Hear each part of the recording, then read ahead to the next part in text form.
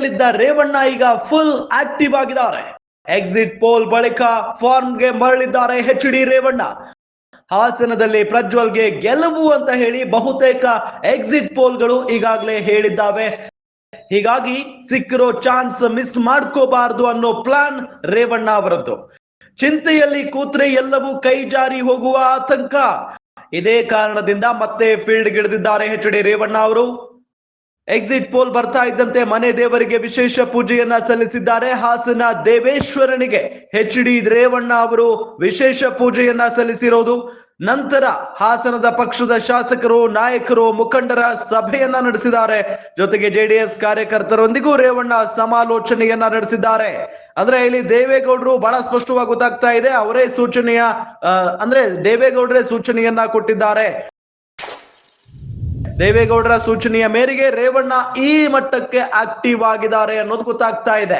Exit poll, ಬಹುತೇಕ exit ಪೋಲ್ಗಳಲ್ಲೂ ಕೂಡ ಹಾಸನ ಈ ಬಾರಿ ಜೆಡಿಎಸ್ಗೆ ದಕ್ಕುತ್ತೆ, ಜೆಡಿಎಸ್ ನ ಅಭ್ಯರ್ಥಿಯೇ ಗೆಲ್ತಾರೆ ಅಂತ ಹೇಳ್ಬಿಟ್ಟಿದ್ದಾವೆ. ಹಾಗಾಗಿನೇ ರೇವಣ್ಣ ಅವರು ಒಳಗೊಳಗೆ ಫುಲ್ ಖುಷಿ ಆಗಿದ್ದಾರೆ. ಮತ್ತೊಂದ್ ಕಡೆ ಚಿಂತೆ ಇದ್ದೇ ಇದೆ, ಆದ್ರೂ ಕೂಡ ಮೈ ಕೊಡವಿ ನಿಂತಿದ್ದಾರೆ. ಅಂದ್ರೆ ಹೀಗೆ ಸುಮ್ನೆ ಕೂತ್ಕೊಂಡ್ಬಿಟ್ರೆ ವಿರೋಧಿಗಳು ನಮ್ಮನ್ನ ತುಳಿದು ಬಿಡ್ತಾರೆ ಅಂತ ಹೇಳಿ ಈಗ ಸಿಕ್ಕಿರುವ ಚಾನ್ಸ್ ಅನ್ನ ಅವರು ಬಳಸಿಕೊಳ್ತಾ ಇದ್ದಾರೆ.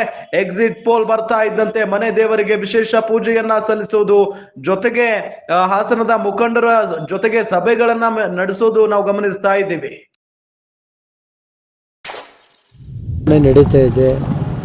ಈಗಾಗಲೇ 7 ವಿಧಾನಸಭಾ ಕ್ಷೇತ್ರದಲ್ಲಿ ನಮ್ಮ ಚುನಾವಣೆ ಪ್ರಚಾರ ಮಾಡಿದ್ದೀನಿ. ನಾನೇ ಖುದ್ದಾಗಿ ಬೇಲೂರು, ಅರಸೀಕೆರೆ, ಚನ್ನರಾಯಪಟ್ಟಣ, ಆಲೂರು, ಸಕಲೇಶ್ಪುರ, ಅರಕಲಗೂಡಿನ ಶಾಸಕರು ಎಲ್ಲ ಸೇರಿ ನಾವು ಮಾಡಿದ್ದೀವಿ. ಹಾಸನ ಸ್ವರೂಪು ಎಲ್ಲ ಸೇರಿ, ಬಾಲಣ್ಣ ಎಲ್ಲ ಸೇರಿ ಮಾಡಿದ್ದಾರೆ. ನಾವು ಯಾವ ಉದ್ದೇಶಕ್ಕೆ ಈಗ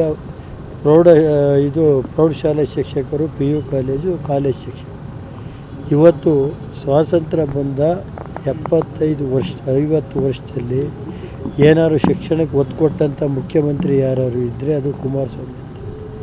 ಅವತ್ತು 1600 ಪ್ರೌಢಶಾಲೆ, ಸುಮಾರು 600 PU ಕಾಲೇಜು, ಸುಮಾರು 250 ಪ್ರಥಮ ದರ್ಜೆ ಕಾಲೇಜು ಮತ್ತು ಸುಮಾರು 7-8 ಸಾವಿರ ಕೋಟಿ ಬಿಲ್ಡಿಂಗ್ಗಳಿಗೂ ಕೊಟ್ಟಿದ್ದಾರೆ 2 ಬಾರಿ ಮುಖ್ಯಮಂತ್ರಿಯಾಗಿ. ಮತ್ತು ಒಂದೇ ಸಾರಿ ಕಾಲೇಜ್ಗಳಿಗೆ 4800 ಶಿಕ್ಷಕರ ನೇಮಕ ಐತಿ, PU ಕಾಲೇಜ್ 1600 ಶಿಕ್ಷಕರ ನೇಮಕ ಐತಿ. ಇವೆಲ್ಲ ಮಾಡಿರೋದು ಕುಮಾರಣ್ಣ ಕಾಲದಲ್ಲೇ ಮಾಡಿ ನಮ್ಮ ಯಡಿಯೂರಪ್ಪನವರು ಕುಮಾರಣ್ಣರಿದ್ದಾಗ. ಈಗ 2 ರಾಷ್ಟ್ರೀಯ BJP ಮತ್ತು 2 ಸೇರಿ JDS 2 ಸೇರಿ ರಾಜ್ಯದಲ್ಲಿ ಏನು ಶಿಕ್ಷಕರ ಕ್ಷೇತ್ರ ಇದೆ ದಕ್ಷಿಣದ್ದು, ಅದಕ್ಕೆ ಒಟ್ಟ ಮಾಡ್ತಾಯಿದ್ದೀವಿ. ಎಲ್ಲ ಒಟ್ಟ ಮಾಡಿ ನಮ್ಮ ಪಕ್ಷದ ಅಭ್ಯರ್ಥಿ ವಿವೇಕ್ ಅವರು 100ಕ್ಕೆ 100 ಭಾಗ ಗೆಲ್ತಾರೆ. ಅದರ ಬಗ್ಗೆ ನಾನು ಇವತ್ತು ಏನು ಹೇಳಲ್ಲ. ಈಗ ಈ ದೇಶ ಏನಾದ್ರು ಇವತ್ತು ಉಳಿಬೇಕಾದ್ರೆ ಮೋದಿಯವರು ಪ್ರಧಾನಮಂತ್ರಿ ಅವರು. ಅದು ಇವತ್ತು ಎಲ್ಲ ಲಕ್ಷ್ಮೀ ನರಸಿಂಹ ಇರೋವರೆಗೂ ನನಗೆ ತೊಂದರೆ ಸರ್ 3 ಕ್ಷೇತ್ರದಲ್ಲಿ 3 ಕ್ಷೇತ್ರ ಗೆಲ್ತೀವಿ ನಡೀರಿ.